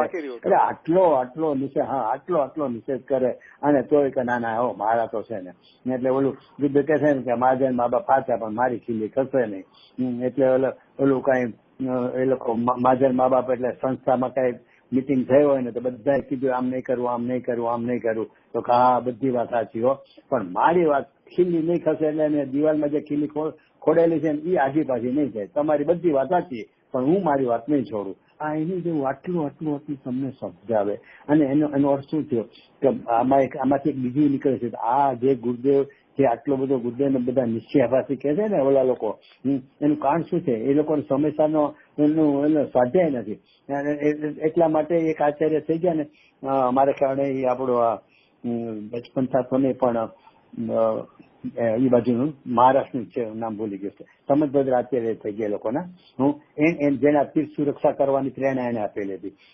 એને એવું કઈ કીધેલું છે કે કાનજી સ્વામી શું, હું જો સમયસર વાંચું ને તો હું પણ આમ જ કહું. જે તમે કાનજી સ્વામીનો નિષેધ કરો છો કે કાનજી સ્વામી આટલો બધો વ્યવહારનો નિષેધ કરે છે, નિશ્ચયાભાસી જેમ કહો છો ને, પણ કે હું સમયસર વાંચતો હોઉં ને તો હું પણ આમ જ કહું.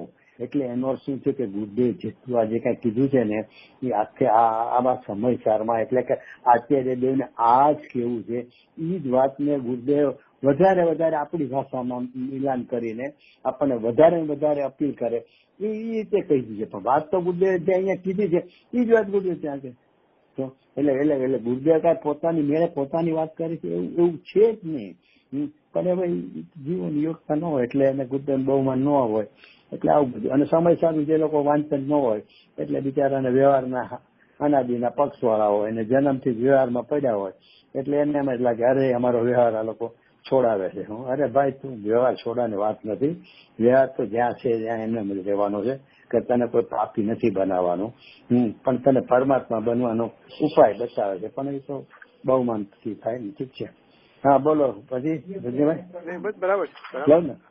હા એટલે હા એટલે મારું એ કેવું હતું કે આપણે આટલું જે જોર કરીએ છીએ આપણી ચર્ચામાં પણ એમાં ક્યાંય આમ આપણે ગુરુદેવની લાઈનમાં જ ચાલીએ છીએ ને. મારું એટલું કે એવું કઈ હોય તો ટોકજો કે ભાઈ જીતુભાઈ એટલું અમને નક્કી છે કે તમારી પાસે જે માલ મળે છે ને એ ગુરુદેવની દુકાનનો માલ મળે છે એટલે એની ચિંતા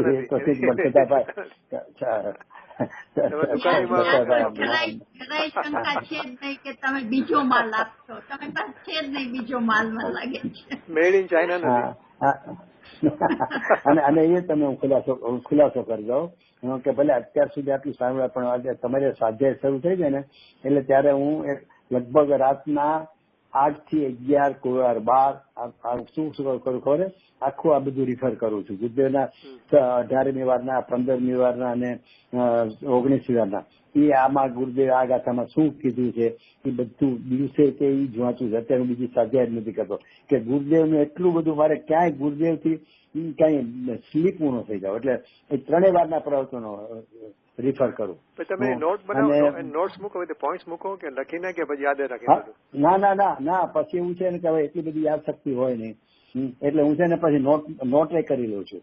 એટલે અત્યારે ક્યારેક તમને એવું ખ્યાલ હશે કે આમાંથી નોટમાંથી બે શબ્દો જાણે વાંચતો અને એવી રીતે બોલતો હોઉં છું. કારણ કે એનું કારણ છે આટલું બધું આ 1.5 કલાક સ્વાધ્યાય કરે. હવે એ વખતે મને રાતના આટલા બધા વિચારો આવ્યા હોય, બરોબર છે. આખો દિવસ 2 દિવસ આપણે સ્વાધ્યાય પરમ દિવસ સ્વાધ્યાય કરવાની છે, આ વિષય આગળ આવશે કે કરતા ચાલશે. એ બધા એટલા બધા વિચારો પછી એમાં પોતા સ્વતંત્ર આપણા દ્રષ્ટાંતો, ગુરુદેવના દ્રષ્ટાંતો એ બધું યાદ આવ્યું. પણ એ કેટલી વખતે પછી યાદ આવવું જોઈએ ને. ખબર તમને ઘણી હોય ને મને ઘણી હોય, પણ જયારે કહેવાનું હોય ત્યારે એ પોઈન્ટ રહી જાય. એ પોઈન્ટ બહુ સારો હોય સ્વાધ્યાય માટે, એટલે પછી હું નોટે કરું છું.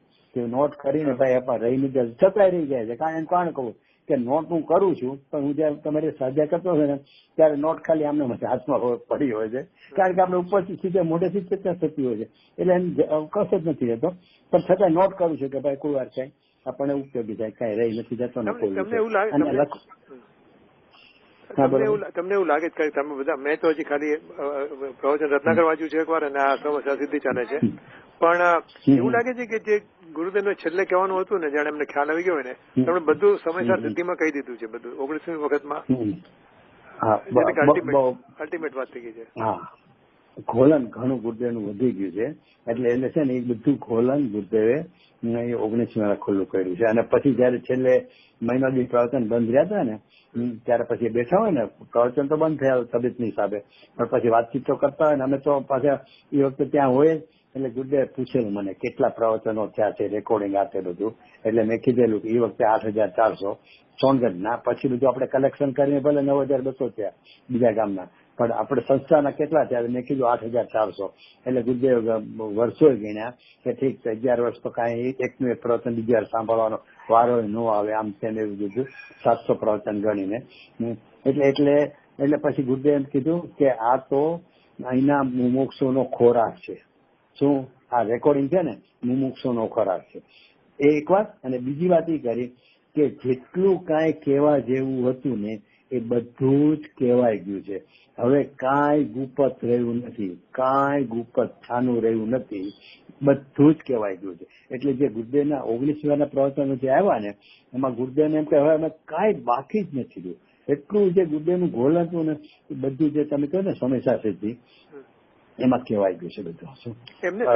એટલે હા તમને એવું લાગે છે કે ગુરુદેવને ખ્યાલ આવી ગયો છે કે હવે આ બધું ગુરુદેવની તબિયતની જયારે ફેર પડવા મળ્યો ને એમાં એકવાર ગુરુદેવ પ્રવચનમાં બેસવા ગયા 3:30 અને પ્રવચન શરૂ કરતા પહેલા ગુરુદેવ એકદમ વોમિટ થયું, એકદમ ઉઠીને જતું રહ્યું પણ વોમિટ થઈ. પણ ત્યારે ગુરુદેવ કીધું હતું કે હવે શરીરની સ્થિતિમાં ફેરફાર છે. એટલે ગુરુદેવ ત્યારે જ કહી દીધું હતું. એટલે એમ કે હવે જે હશે એટલે હવે કઈ લાંબુ નથી ચાલવાનું. એટલે ગુરુદેવ ત્યારે કહી દીધેલું, કહી દીધેલું કે હવે લાંબો ફેરફાર. અને આપણા એટલા કમ નથી જીવોના. ઘણી વાર એમ થાય કે હવે આમ જુઓ તો, પણ જૈન દર્શનની ડિક્શનરીમાં જુઓ ને તો છે જ નહીં તો આપણે સમજીએ છીએ. પણ એ ભાવનાથી એમ થાય કે ગુરુદેવને જે પેલી જસલોક હોસ્પિટલમાં બન્યું ને એને બદલે જો ગુરુદેવનું દેહાંત અહીંયા થયો ને જે એટલા દિવસો ત્યાં લંબાણા ને ગુરુદેવ ગયા ત્યારથી તે એટલે 6ઠને દિવસે ગયા અને પછી 7મે આવ્યા અહીંયા સ્વર્ગાસ્થ ગુરુદેવનો, બરોબર. કારતક 6ઠે ગયા હતા અહીંથી ઓલું ખાતમુહૂર્ત પતાવીને નંદીશ્વરનું એટલે વચનામૃત ભવનનું, અને બીજે દિવસે ગયા હતા અને આવ્યા તો કે વૈશાખ કારતક વધ 7મે ગુજરી ગયા. એટલે જે 15 દિવસ જે હોસ્પિટલમાં રહ્યા ને એ પીરિયડ જો સોનગઢમાં બન્યો હોત ને ઓહો આખા દુનિયાભરના મુમુક્ષો અને બીજા જૈનો પણ એ ગુરુદેવને દર્શન એમનો લાભ લેવા. ભલે ગુરુદેવ પ્રવચન નહોતા આપવાના જે 15 દિવસ, પણ ગુરુદેવનો દર્શન નો તો બધાને લાભ મળ્યો હોય અને કેટલું માણસ અહીંયા ભેગું થયું હોય. ઓહો ગુરુદેવના, કારણ કે સાક્ષાતની દશા છે એમ કે હવે આ ગુરુદેવ જવાની તૈયારી, જવા આટલા બીમાર છે. અહીંયા જો બન્યું હોત ને તો આખો પ્રકાર જ એક જગતનો ઇતિહાસ બની જતો હોત. કારણ કે ત્યાં તો કોઈને એલાઉડ નહોતા કરતા, નીચે માણસો જે ઉભા હોય મુંબઈ વાળા, બહારના તો આવીને ક્યાં ઘર બહાર નો ક્યાં રહે છે. એટલે એમ થાય કે અહીંયા જો આવું બન્યું હોત ને તો ઘણું હોય. કારણ કે આમે ગુરુદેવ આમ તો જો કે ગુરુદેવ જે મહિનો 2 મહિના બંધ થયું ને પ્રવચનો, ત્યારે બેસીને વાતો તો કરતા હતા, ચર્ચા વાર્તા કરતા હતા, બધા બેસતા હતા ભાઈઓ, પણ એટલે એમાં ઘણી સારી વાતો કરતા હતા ગુરુદેવ, ઉલ્લાસથી પોતાની વાતો તત્વની. પણ તમે કહો છો એમ, એટલે મેં છે ને 19મી વાર 18મી વાર જયારે પ્રવચન રત્નાકર આ લોકો શરૂ કર્યું ને, મુંબઈ મંડળ વાળા લાલચંદભાઈ ને ઓલા નીચે જે ઓલી જન્મ જયંતિના પૈસા આમાં વાપરીને એવું કાંક નક્કી કરેલું ને, આવડા ત્યારે અક્ષરશો નહોતું, એ પ્રવચન એટલે સંકલન કરીને કરતા. ત્યારે જ હું ઘણાને કહેતો હતો કે આ લોકો છે ને 18મી વારનું કરે છે ને એ નહીં, 19મી વારનું કરવું જોઈએ. ભલે ને હજી ગુજરાતના પ્રવચનો ચાલે છે, પણ હજી તમે કરતા એટલે આટલું કરશો ત્યારે ગુજરાત ઘણા આખું સમયસર પૂરું થઈ જશે. એટલે તમે આ 19મી વારનું કરવું જોઈએ.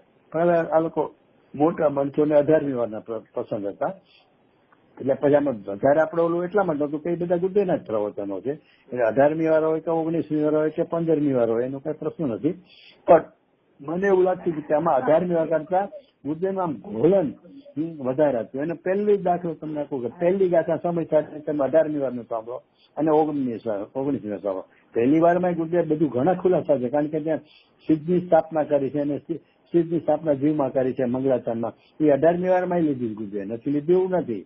પણ 19મી વારમાં તમે સાંભળશો ને પહેલી વાર 12/6/78 નું પ્રવચન છે, એ પ્રવચન સાંભળશો ને પહેલી ગાથાનું, તેમાં તમને એમ લાગે ગુરુદેવ આ બોલતા જ ધરાણા નથી. આખા પ્રવચનમાં જઈને એમ લાગે આ એટલી વાર આ કરે છે, ગણવા બેસો થાકી જતો. એટલે એટલો ગુરુદેવને ઈ ગાથા કહેતી વખતે એટલો એમાં ભાવ હોય છે ગુરુદેવનો. એટલે મને એમ થાય કે 19મી નું થયું હોય, પણ હવે સમયસર સીધી રીતે આવવાનું હોય એટલે પછી પ્રવચન રચના કરતી તરીકે ન જ આવે ને. આ તો બધી જોતો વાળી વાત તો કઈ જૈન દર્શનમાં એલાઉડ જ નથી ને આપણે. એટલે આવું વાત છે. હા, એટલે હવે મારું તો શું કેવું હતું અહીંયા સંકલન બરાબર લાગે છે, સંકલનમાં બરાબર સારું થયું છે 18મી વારનું. સાચું કહું એટલે ભાઈ મેં વાંચ્યું જ નથી 18મી વારનું પ્રવચન રત્નાકર, કારણ કે મને 19મી વારનું જેટલું બધું વિશેષ લાગતું હતું ત્યારે ગુરુદેવ સાક્ષાત હતા, એટલે મને છે ને 18મી વાર કરતા 19મી એટલું બધું, એટલે હું ક્યારેક મેં ક્યાંય મેળવવા માટે ખોલીને જોયું હોય એટલા પૂરતું જ. એટલે મને સંકલનમાં છે ને એ કોણે કહ્યું, આમાં શું છે ભાઈ, સંકલન કરવામાં શું હોય છે કે ઈ સંકલન કરતાની સોચ કેવી છે, કેવા પ્રકારની છે અને કેટલી ડેપ્થ વાળી છે. એ ભલે સાંભળે ગુરુદેવનું, પણ ગુરુદેવના શબ્દો તો લખતા નથી ને, એટલે એ સંકલન કરવાની સોચનો જ એમાં ભાગ આવે ને. અને જયારે આ અક્ષર આવી ગયું 19મી વારનું, એમાં તો કઈ કોઈનો ઓલું સોચનો સવાલ જ નથી. અને ગુરુદેવનું ઘોલન એટલે મને 19મી વારનું એટલે વધારે પસંદ છે આ સિદ્ધિનું. આમ મેં બંને સહન સાંભળ્યા અને બંને આત્મધર્મ આપ્યા. એટલે 18મી વારમાં અમુક એમાં પાછું એવું છે કે સાવ એવું નથી કે 18મી વાર કરતા બધું જ 19 વાર સુપર ને આમાં કઈ ઓછું આવ્યું છે એવું નથી. કારણ કે અમુક કળશ છે, ધારો કે 173 કળશ છે સમીસારનો, કે જે સર્વજ્ઞ દેવ એમ કે બોલો શું કહેવાય આપણે અભિપ્રાયની પણ અધ્યવસાનને છોડાવવા માટે પરનો નિષેધ કર્યો તો અમે માનીએ છીએ કે સઘળો વ્યવહાર છોડાવ્યો છે. એમ કરીને જે અમૃતચંદ્ર અત્યારે 173 કળશ છે ત્યાં આગળ લઈ જઈને બંધ અધિકારમાં એ વ્યવહારનો નિષેધ જે કર્યો છે એ પ્રવચનમાં 18મી વારમાં ગુરુદેવ બહુ ખીલા છે. હવે એટલી વાર આમાં એટલી મસ્તી આમાં ન ચાલી હોય, કારણ કે એ તો કોરવાડભાઈ આ તો ગુરુદેવ એ વખતે મસ્તીમાં ચાલે જ બધામાં, ઓલા કરતા આગળ એટલે વધારે જોઈએ, એ કરતા આગળ વધારે. આ તમારે જેમ મોબાઈલમાં બધું અપડેટ થયા કરે, આથી આગળ એવું કઈ જરૂરી નથી ત્યાં ગુરુદેવમાં. એટલે એમાં તો ગુરુદેવની ઘણી ગાથામાં 18મી ઘણી મસ્તી છે, પણ ઓવરઓલ એમ લાગે કે 19મી વારમાં ગુરુદેવ છે ને આમ શાંતિથી એમ કરીને ઘોલનથી જ વાત કરતા હોય ને, પોતાનું ઘોલન જ કીધા કરતા હોય ને, શાસ્ત્ર આધાર ઉપરાંત ઘોલન વધારે કહેતા હોય અને આમ શાંતિથી કહેતા. એવું થોડું મને એ વખતે મેં 2 વારના પ્રવચનો લખતો હતો હું આત્મધર્મ દેવા માટે, સામે બેસીને રેકોર્ડિંગ કરતો ત્યારે. એટલે મને ત્યારે 19મી વારનું એટલું વિશેષ લાગતું હતું. બાકી તો બધું છે એમાં કઈ સવાલ નથી. હવે આપણે અહીંયા મારે તો અત્યારે શું આપણે વાત સારી છે ખુલાસા થઈ, પણ મારું શું કહ્યું કે અહીંયા જે માત્ર સંસાર અવસ્થામાં જીવને વર્ણાદ સાથે તાદાત્મ્ય સંબંધ માને, એટલે કે અત્યારે આપણે મિથ્યા દ્રષ્ટિ છીએ ત્યારે અત્યારે તો હું રાગી છું એમ માનવામાં શું વાંધો, નુકસાન શું? તો કે તે આપઘાત કર્યો છે. જીવનો તે સ્વીકાર નથી કર્યો. પારકા જીવની વાત નથી, મારી વાત છે. એટલે કે મેં મારા જીવનો સ્વીકાર નથી કર્યો, એનું નામ છે કે મેં આપઘાત કર્યો છે. એટલે એને એટલો અંદરથી આમ લાગવું જોઈએ કે આ 63-64 ગાથા 62માં બધી અવસ્થાની હિસાબે ના પાડીને અહીંયા સંસાર અવસ્થા એટલે કે અજ્ઞાની છે ત્યારે પણ હું એને એમ થવું જોઈએ કે ઓહો હું આ રાગાદી મારે માનો હું અરે રે આ રાગાદીને મારા છે એમ હું માનીશ ને તો એનો અર્થ છે કે હું મને જીવ તરીકે સ્વીકારતો નથી. એટલે કે મેં મારો આપઘાત કર્યો છે. એમને અંદરથી આમ રાગાદીને પોતાના માનતા આમ શોખ લાગવો જોઈએ. અરે હું આપઘાત કરું છે ને માટે આપઘાત કરું એને થવું. જેમ બીજે વાળા હોય ને ગમે એવું દુઃખ હોય ને તો એ આપઘાત ન કરે. આ બહેનો જે કરતા હોય છે એને શું છે સહનશીલતા ઓછી હોય ને એટલે આ સંયોગ નહીં હોજો આ સંયોગ નહીં હોજો એ સંયોગ છોડવા માટે આપઘાત કરી નાખે. વિજય વાળી બાઈ હોય તો શું કરે હું છે એસી તેસી ભલે ને ગમે એ બધા કરે મારે હું લેવા કે દેવા. જે વિજય હોય એમ અહીંયા આપણને એવું હોવું જોઈએ કે આ રાગાદી રાગાદી છે જ નહીં મારા પૂજગલ નાક છે. એટલે મેં તમને કીધું ને કે મેં જો આર્ટિકલ લખ્યા સાથે એમાં શબ્દ હેરિંગ જ આપ્યું છે કે વર્તમાન પર્યાયમાં રાગાદી રહી, વર્તમાન પર્યાયમાં રાગાદી રહી ભગવાન આત્મા છો. અને તમને હજુ વાળી કહું છું, આપણે વાત તો થઈ ગઈ છતાં મારો પ્રિય વિષય છે એટલે કહું છું કે 11મી ગાથાનું જે પ્રવચનમાં ગુરુદેવે કીધું કે પર્યાય પોતાને પર્યાયપણે ન માનવી એનું નામ વ્યવહાર હે કર્યો છે. વ્યવહાર હે કરો અને આને સુધનીને ઉપાદેય કરવો એટલે શું? પણ તો કે પર્યાય પોતાને પર્યાય રૂપ ન માનવી. પર્યાય રૂપ ન માનવી એટલે શું? હું રાગી છું એ માને છે એ પર્યાય રૂપ માની. તો પર્યાય એટલે કઈ જાણનારી પર્યાય, નક્કી કરનારી પર્યાય, નિર્ણય કરનારી પર્યાય. એ શું જાણે છે કે હું રાગી છું, હું સંસારી છું, હું મિથ્યાથી છું. તો કે પર્યાય પોતાને પર્યાયપણે ન માનવી. હું રાગી છું એમ ન માનવું એનું નામ છે કે પર્યાય બુદ્ધિ છોડી. અને હું તો આ છું, પરમાત્મા છું, પૂરણ છું, સિદ્ધ છું. હું ક્યારે? તો કે દ્વૈત સ્વભાવ તો અનાદિ અનંત છે. અત્યારે કયો? તો કે કોણ? તો કે હું. કોણ કે છે? તો કે પર્યાય કે છે. પર્યાય એમ કે છે કે હું છું ને એ હું છું એ પૂરણ પરમાત્મા છું. દ્રવ્ય સ્વભાવ તો અનાદિ અનંત છે એ મય હું છું. એટલે કે મારું અસ્તિત્વ એટલે મારી હૈયાતી કયો, અસ્તિત્વ કયો, જે કઈ કયો ને એ હું આ જ છું. એવું છે પર્યાય. જાણવાની પર્યાય, જાણનારી પર્યાય, જ્ઞાન પર્યાય જયારે એમ માને કે આ તે હું પૂરણ પરમાત્મા વર્તમાનમાં સિદ્ધ હું, એનું નામ છે સુધનઈને ઉપાદેય કર્યો. એ આખા શાસ્ત્રમાંથી અથવા તો ગુરુદેવના ઉપદેશમાંથી આટલું આપણે કરવાનું છે કે જે કોઈ પર્યાયના ભાવ જે 29 ભાવ નામ પાડીને ફોડ પાડીને કીધા તો કે પર્યાય એટલે કે જાણનારી પર્યાય એ પર્યાય રૂપ હું નથી. બસ આટલું એને નિષેધ આવે. એ પર્યાયનું લક્ષ્ય છોડી દે છે. અચ્છા અને નથી એ તો બોલવા માટે આવે છે. ઉપાદેય જયારે કરે છે ને સુધનીની ઉપાદેય પણ થાય છે ને ત્યારે ઓલું નથી પણ યાદ નથી આવતું. ના બોલો કઈ પૂછતા તમને અવાજ આવ્યા? એટલે ખરેખર તમે કહો છો ને જે કે પર્યાય પોતાને પર્યાયપણે ન માને એટલે ઇટ ઇઝ સેમ એઝ પર્યાય પોતાને પર્યાય ન માને, પોતાને દ્રવ્ય માને. હા એટલે પર્યાય છોડી દીધી. અને પર્યાયપણે માં છો તો થોડું કદાચ કન્ફ્યુઝન થઈ શકે કોઈને. પર્યાયપણે ન માને એટલે પર્યાય પોતાને પર્યાય ન માને. તો સારું તમે સારું કીધું, ખુલાસો કરું. એનું કારણ છે પર્યાય પોતાને પર્યાયપણે ન એટલે પર્યાય માનનારી પર્યાય છે ને એ જ્ઞાનની પર્યાય છે. ઈ પર્યાય પોતાને પર્યાયપણે એટલે કે અન્ય પર્યાય રાગીપણે હું રાગી છું, હું દ્વેષી છું, હું સંસારી છું, હું મિથ્યાદર્શી છું, હું સ્ત્રી છું, હું પુરુષ છું. એ કોણ માને છે? પર્યાય. એટલે પર્યાય પોતાને જે પર્યાયપણું છે ને 29 બોલ એ પણ એનો માને. માનનારી પર્યાય તો રાખવાની કેવું પર્યાય પોતાને પર્યાયપણું પર્યાય બીજી પર્યાય જે છે આ પર્યાય કઈ પર્યાય પોતાને પર્યાયપણે ન માને કે ઈ પર્યાય પહેલી પર્યાય શબ્દ આવ્યો પર્યાય પોતાને એટલે કે જ્ઞાનની પર્યાય. ઈ જ્ઞાનની પર્યાય પોતાને આ રાગ આદિની પર્યાય રૂપ ન માને. ઈ જ્ઞાનની પર્યાય પોતાને દ્રવ્યપણે માને કે હું પૂરણ પરમાત્મા વર્તમાનમાં જ છું.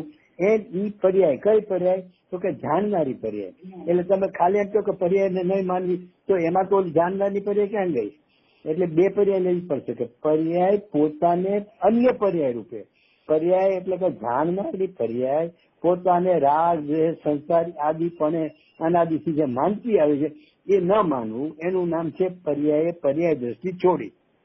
પર્યાય દ્રષ્ટિ જો હે ને ઉપાદેય પણ પર્યાય જ કરવાનું છે, દેવને કઈ કરવાનું છે જ નહીં. એટલે આપણે પર્યાયને તો રાખવી જ પડશે. કઈ? જાણનારી પર્યાય. જાણનારની પર્યાય પોતાને હું જાણનારી પર્યાય એવું માનશે ને તો પર્યાય દ્રષ્ટિ થઈ.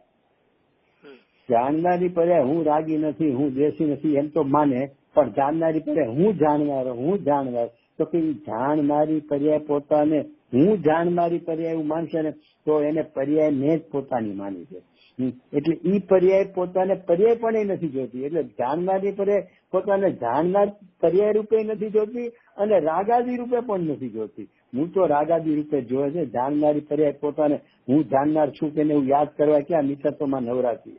આપણે જયારે નક્કી કરીએ છીએ જાણનારની પર્યાયથી, પણ માનીએ છીએ કઈ તો કઈ જે રાગી જાય તો હું રાગી, હું જાણનારી પર્યાયમાં હું રાગી માનું છું એમ આપણે નથી લેતા. જાણનારી પર્યાય એમને અધ્યારે હારવાર પડી રહે છે, કરે છે બધું કાર્ય, પણ એને કોઈ યાદ જ નથી કરતું. તો કે હું મિથ્યા દ્રષ્ટિ, હું રાગી, પણ એ હું પણ જે કરે છે ને એનું નામ જ છે જાણનારી પર્યાય. એ જાણનારી પર્યાય રાગાદીનું હે પણ કરે, એટલે કે રાગાદી છે તે હું છું જ નહીં. તો કે હું દ્રવ્ય સ્વભાવ જે છે ને એ મય જ હું છું, એ જ મારું અસ્તિત્વ છે. એમ જાણનારી પર્યાય પોતાના જાણપણાને પણ યાદ ન કરીને દ્રવ્ય સ્વભાવમય પોતાને જાણે માને, એનું નામ છે ઉપાદેયપણું કર્યું. અને આ ઉપાદેય હે પણ બંને કરનાર કોણ છે તો કે જાણનારી પર્યાય. છતાંય જાણનારી પર્યાય જો એમાં ઉપાદેયપણું કરી બેસે તો પાછી એ પર્યાય દ્રષ્ટિ થઈ જાય છે. એટલે કે એને વ્યવહારને હે કર્યો નથી. તો જાણનારી પર્યાય પોતાને જાણવા પણ માની તો એટલે એને માનવાનું છે. જાણનારી પર્યાય કોને તો કે દ્રવ્ય સ્વભાવ જે છે, જે તમે યાદ પ્રત્યેક વાર કર્યો તો 320 ગાથા વાળો અથવા બરાબર સંગ્રહ વાળો, સકલ નિરાણ અખંડ પ્રત્યક્ષ વાળો, એ રૂપ પોતાને માને છે.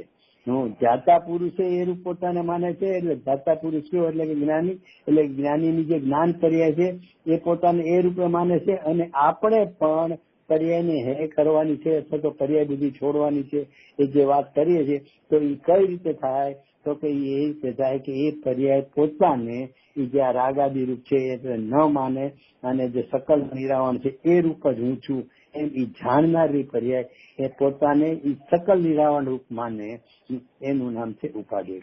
એટલે પર્યાય તો તમે આપણે આમ બોલીએ કે પર્યાય નથી તો આપણે દ્રષ્ટિના વિષયમાં પર્યાય નથી એમ કહીએ, પણ દ્રષ્ટિના વિષયમાં પર્યાય નથી એવું નક્કી કરનારી પર્યાય બહાર ઉભી છે.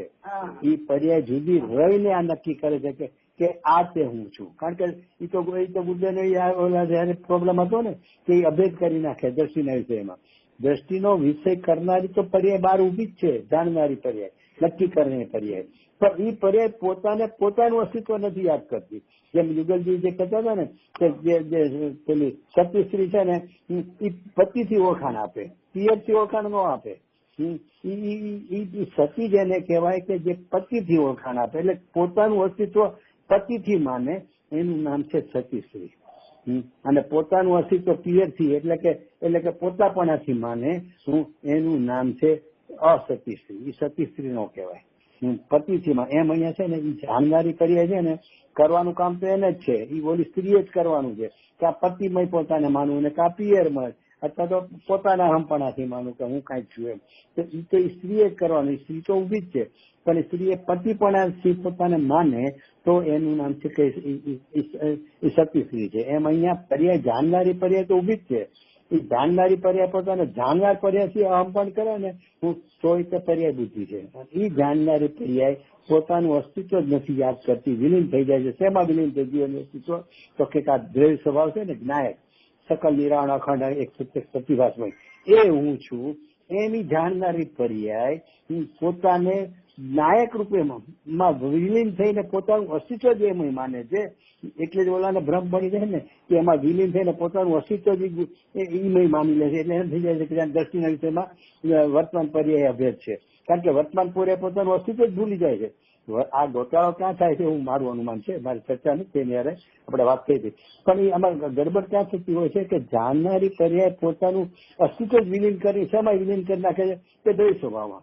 એટલે એમ થઈ જાય છે કે જાણે એ દ્રષ્ટિના વિષયમાં અભેદ છે.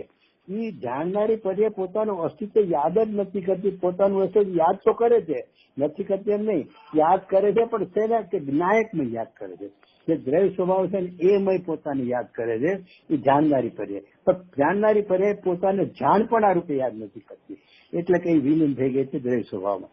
એ આખી આ રીતની વાત છે. પણ એમાં એને એમ થઈ જાય છે કે જાણે અભેદ થઈ ગયું ને વિલીન થઈ ગયું ને પોતાનું અસ્તિત્વ ભૂલી ગયું, એટલે જાણે એ દ્રષ્ટિના વિષયમાં બધું એક થઈ ગયું.